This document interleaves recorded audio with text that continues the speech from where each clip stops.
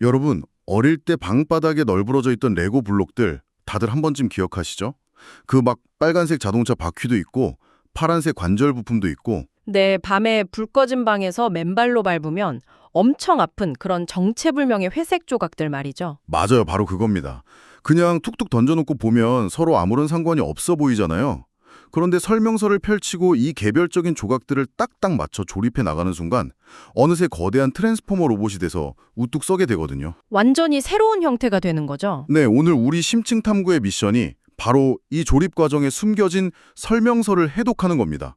늘 새로운 지식을 갈구하시는 우리 여러분들을 위해서 이번에는 미주공방 여소장 채널의 유튜브 영상 스크립트를 자료로 가져왔습니다. 일론 머스크의 머릿속을 제대로 한번 들여다보는 거네요. 그렇죠.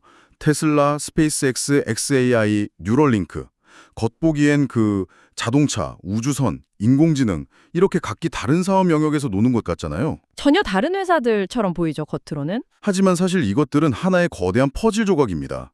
자, 이 조각들이 2026년 현재 어떤 모양으로 완성되어 가고 있는지, 그리고 제일 중요한 건 이 거대한 설계도가 여러분의 일상과 투자 계좌에 대체 어떤 충격적인 변화를 가져올지 이제 하나씩 풀어볼까요? 네, 좋습니다. 이 퍼즐을 맞추기 위해서 가장 먼저 우리가 버려야 할 고정관념이 하나 있어요. 고정관념이요? 어떤 거죠? 바로 테슬라를 전기차를 참 잘 만드는 자동차 회사라고 바라보는 시각이죠. 아직도 그렇게 생각하는 분들이 많긴 하죠. 맞아요. 그런데 출처 자료를 보면 테슬라의 본질을 에너지 풀스택 기업으로 아주 명확히 정의하고 있거든요.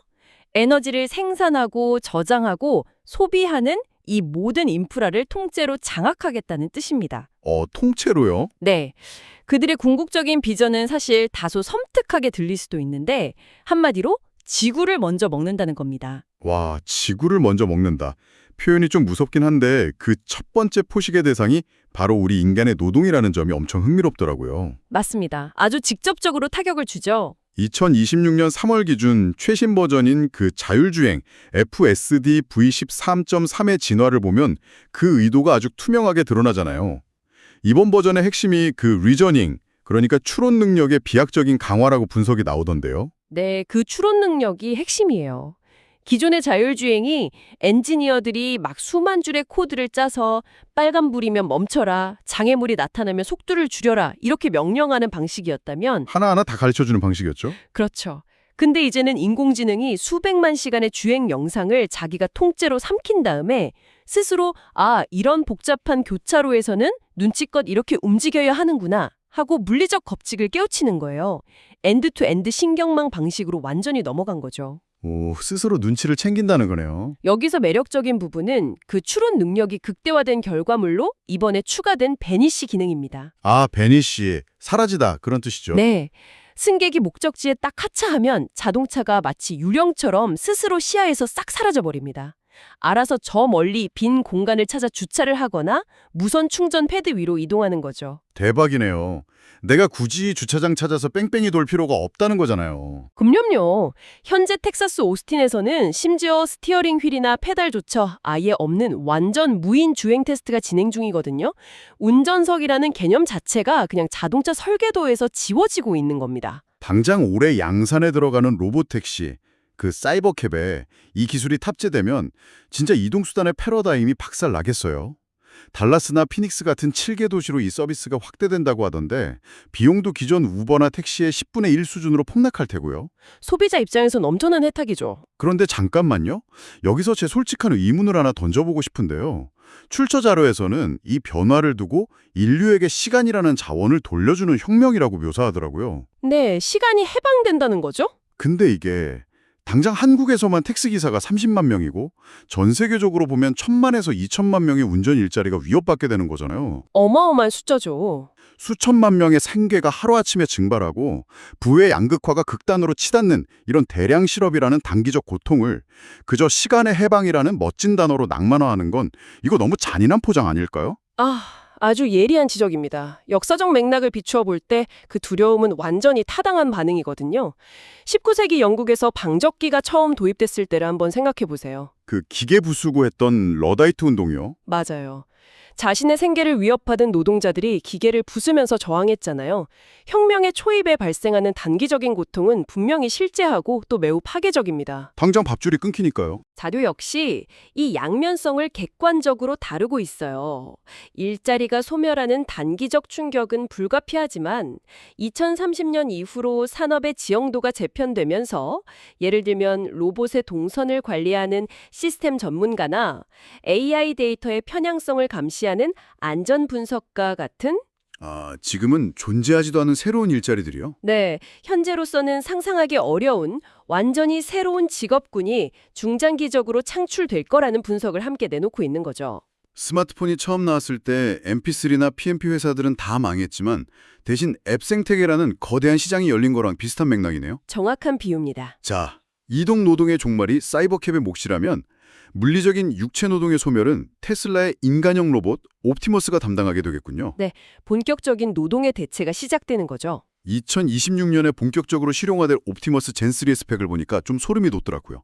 키가 173cm에 몸무게가 57kg. 딱 평균적인 인간 체형이죠. 네, 진짜 사람 같아요. 근데 여기서 제가 기술적으로 하나 꼭 짚고 넘어가고 싶은 부분이 바로 옵티머스의 손입니다. 무려 22개의 자유도를 가지고 있다고 하잖아요. 그 자유도에 주목하셨군요. 네, 인간의 손이 27개의 자유도를 가지고 있으니까 사람보다는 조금 덜 유연하긴 한데 경쟁사 로봇이랑 비교하면 진짜 재밌더라고요.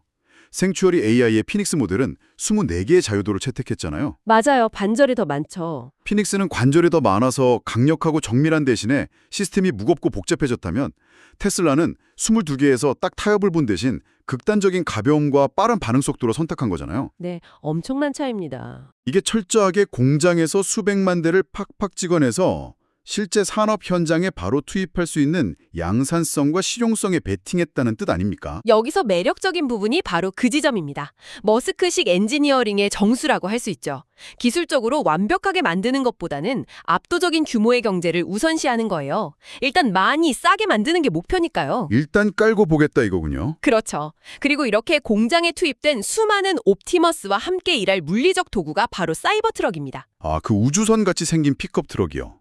성능이 진짜 괴물이던데요? 11,000파운드, 그러니까 약 5톤의 무게를 거뜬히 끌 수 있는 견인력에다가 0에서 60마일까지 단 4.1초 만에 도달하거든요. 와, 5톤을 끄는데 스포츠카보다 빠르다고요? 근데 자료 보니까 그 트레일러 모드로 무거운 거 끌 때는 배터리 소모가 엄청 빠르다는 현실적인 단점도 언급되어 있던데요. 맞아요. 그런 단점도 분명히 있죠. 하지만 이 트럭의 본질은 도로 위를 폼나게 달리는 슈퍼카가 아니거든요. 그럼요. 미래의 거대한 인프라를 짓기 위해서 무거운 자재를 끊임없이 실어 나르는 40V 아키텍처 기반의 고효율 이동형 플랫폼이라는 점이 핵심입니다. 아하, 짐꾼 역할이네요. 수백만 대의 로보택시가 도로를 점령하고 10억 대의 옵티머스 로봇이 공장에서 육체 노동을 대신하고 사이버 트럭이 물류를 막 나릅니다. 자, 그럼 여기서 논리적인 질문이 하나 딱 떠오르거든요. 네, 어떤 질문이죠? 인간이 잠자는 시간조차 없이 24시간 가동되는 이 수십억 개의 AI 두뇌들을 대체 무슨 수로 감당하냐는 거죠. 막대한 전력이랑 연산 능력이 필요할 텐데 이 모든 걸 묶어서 작동하게 만드는 근본적인 인프라가 도대체 뭡니까? 그 해답이 바로 출처 자료가 가장 핵심적으로 강조하는 새로운 인프라, 테라입니다. 테라요? 기가, 테라 할 때 그 테라입니까? 네, 우리는 흔히 인공지능이라고 하면 스마트폰 화면 속에 있는 챗봇이나 소프트웨어 코드를 떠올리잖아요. 보통 그렇죠. 눈에 안 보이는 거니까. 하지만 테라의 개념은 다릅니다. AI는 기술이 아니라 물리적 인프라 그 자체다라는 걸 증명하는 거대한 공간이에요. AI 칩을 대량으로 찍어내고 무한한 로봇 군단을 조립하고 이 거대한 생태계에 멈추지 않는 전력을 공급하는 하나의 완벽한 심장부입니다. 테슬라가 자체적으로 만드는 대용량 에너지 저장 장치, 그 메가팩을 끝없이 이어붙이고 그 안에서 옵티머스 로봇들이 서로 협동 노동을 하면서 구축해내는 컴퓨터의 용량이 무려 1테라와트에 달한다고 하더라고요. 네, 1테라와트. 상상이 가시나요? 1테라와트라니 이건 단일 공장의 전력량이 아니라 웬만한 국가 전체 전력망이랑 맞먹는 수준이잖아요. 맞습니다. 한 나라가 쓰는 전기를 공장 하나가 쓰는 거죠. 이 모든 것의 최종 목적은 결국 기계가 기계를 만들고 스스로 공정을 최적화하는 이른바 생산성 극대화의 무한 루프를 완성하는 거군요. 정확합니다. 그런데 그 무할 루프를 이 지구 위에서 완성하려고 하다 보니까 아주 치명적인 병목 현상에 부딪히게 돼요. 병목 현상이요? 땅이 모자란가요? 바로 에너지와 공간의 한계죠. 아무리 테라 인프라를 짓고 메가팩을 막 깔아도 지구의 전력망과 데이터 센터 부지로는 그 폭발적으로 증가하는 AI 연산량을 도저히 감당할 수가 없습니다. 아, 하긴 지구가 무한한 건 아니니까요. 그래서 그들이 돌파구로 선택한 게 바로 대기권 밖, 즉 우주입니다. 우주를 지배하면 데이터도 지배한다. 이것이 자료를 관통하는 또 하나의 아주 강력한 태제입니다. 여기서 진짜 흥미로운 점은 그 시각을 가져와서 우주 산업으로 딱 연결해 보니까 다 이해가 간다는 거예요. 스페이스X의 스타쉽이 단순한 우주 탐사선이 아니라 상업용 물류 트럭으로 기능하게 되는 이유가 여기 있었네요. 맞아요. 우주로 짐을 실어 나르는 거대한 트럭이죠. 게다가 100% 재사용이 가능해지면서 로켓 발사 비용을 무려 100분의 1로 박살냈잖아요. 저 그 영상 봤거든요.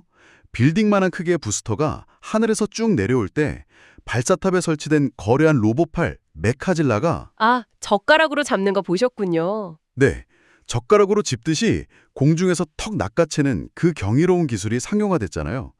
발사하고 낚아채고 연료 채워서 몇 시간 만에 다시 쏘아 올리고 그게 진짜 영화가 현실이 된 장면이죠. 결국 지구의 한계를 벗어나서 궤도 태양광 발전소를 짓거나 화성의 데이터 센터 식민지를 건설해서 전체 컴퓨터 연산 시스템의 80%를 우주로 띄워보내겠다는 엄청난 스케일의 청사진이에요. 바로 이 지점에서 우리는 막 복잡하게 얽혀있던 퍼즐 조각들이 자본이라는 접착제로 어떻게 결합하는지 보게 됩니다. 머스크의 인공지능 회사인 xAI랑 테슬라 스페이스X는 독립된 회사가 아니에요. 하나의 유기체처럼 거래를 서로 주고받거든요. 아, 자기들끼리 뭉치는 건가요? 네, 테슬라가 xAI에 20억 달러를 투자해서 지분을 확보하고요. xAI는 그 막대한 자금으로 다시 테슬라의 메가팩 배터리를 구매해서 거대한 데이터 센터를 짓습니다. 돈이 돌고 도네요. 그렇죠. 그리고 그 데이터 센터에서 훈련된 AI 모델이 다시 테슬라의 옵티머스 로봇 두뇌를 구동하는 데 사용되는 거예요. 기업들이 꼬리에 꼬리를 물면서 서로의 매출과 성장을 견인하는 이 폐쇄적인 생태계는 결국 머지않은 미래에 엑스홀딩스라는 거대한 지주회사 아래 하나로 합병될 거라는 유력한 시나리오를 낳고 있습니다. 와, 엑스홀딩스. 자, 여기서부터가 정말 청취자 여러분의 지갑, 그리고 실제 투자 생존과 직결되는 아주 중요한 핵실입니다. 가장 집중해서 들으셔야 할 부분이죠. 우주로 진출하고 AI를 고도화하는 이 화려한 비전에 탑승하려고 진짜 수많은 개인 투자자들이 관련 주식에 뛰어들고 있잖아요. 특히 테슬라 주가의 1일 수익률을 2배로 추종하는 레버리지 ETF, 그 TSL에 투자하시는 분들이 엄청 많거든요. 네, 한국 투자자분들이 정말 많이 사셨죠. 하지만 자료는 이분들에게 매우 치명적인 구조적 경고를 날리고 있어요. 제가 이 부분을 수학적으로 한번 짚고 넘어가 보겠습니다. 오, 수학적으로요? 네, 많은 분들이 레버리지 ETF의 변동성 드래그, 즉 복리 왜곡 현상의 함정을 간과하시거든요. 주가가 100에서 10%가 떨어지면 90이 되죠. 그렇죠. 90이죠? 여기서 다시 주가가 10% 상승한다고 쳐봅시다. 원금 100이 되는 게 아니에요. 90에 10%인 9가 더해져서 99가 됩니다. 아, 1이 부족하네요. 맞아요. 주가는 제자리 걸음을 하는 횡보장인데 내 계좌는 가만히 앉아서 매일매일 조금씩 녹아내리는 겁니다. 게다가 앞서 말씀하신 엑스홀딩스 합병 같은 거대한 기업 이벤트가 발생하면 대체 어떻게 될까요? ETF의 기초자산 구조가 흔들리면서 펀드 자체가 강제로 청산되거나 상장 폐지될 위험성까지 떡하니 열려 있는 거거든요. 이는 아주 중요한 질문을 던집니다. 그 위험성에 더해서 특히 한국 국적의 투자자들에게는 헌칭 더 가혹한 세금 제도가 기다리고 있거든요. 세금이요? 세금이 얼마나 나오길래요? 국내 기업 간에 합병할 때는 주식을 그대로 교환받으면서 세금 내는 걸 나중으로 미룰 수 있는 과세 이연 혜택이라는 게 주어져요. 아, 당장 세금 안 내도 되는 혜택이요? 네, 그런데 해외 기업이 합병을 이유로 여러분의 주식을 강제로 현금 청산해 버리거나 다른 주식으로 강제 교환할 경우 한국 세법상 이거는 수익 실현으로 간주돼 버립니다. 과세 이연 혜택이 거의 적용되지가 않아요. 잠깐만요. 내가 팔고 싶어서 판 것도 아닌데 수익 실현이라고요? 그러니까요. 강제 청산되는 그 순간 수익금의 무려 22%에 달하는 양도소득세 세금 폭탄을 꼼짝없이 맞게 되는 엄청난 구조적 모순이 존재하는 거죠. 22%요? 와, 진짜 억울하겠는데요? 그래서 그 출처 영상에 나오는 여 소장님이 들려주신 조카 남교 씨 에피소드가 진짜 뼈를 때리는 명언으로 다가옵니다. 아, 그 조카분 잔소리 에피소드요? 네, 삼촌이 조카한테 5년째 이런 잔소리를 한대요. 여자친구랑 데이트할 때 분위기 좋은 카페 가서 5,000원짜리 비싼 커피 마시지 마라. 집에 있는 텀블러에 믹스커피 터서 공원 벤치에서 데이트해라. 좀 짠하긴 하네요. 그쵸. 근데 핵심은 이거예요. 그렇게 아낀 5,000원으로 차라리 미래 산업을 주도할 로봇 기업들의 주식을 0.1주씩 소수점으로라도 꾸준히 모아나가라. 이게 그냥 낭만을 포기하라는 꼰대 같은 말이 아니라 미래의 로봇이 잠도 안 자고 벌어다줄 무한한 현금 흐름의 파이프라인에 지금 당장 올라타라는 아주 현실적이고 치열한 조언이었던 거죠. 맞습니다. 여기서 우리는 명심해야 합니다.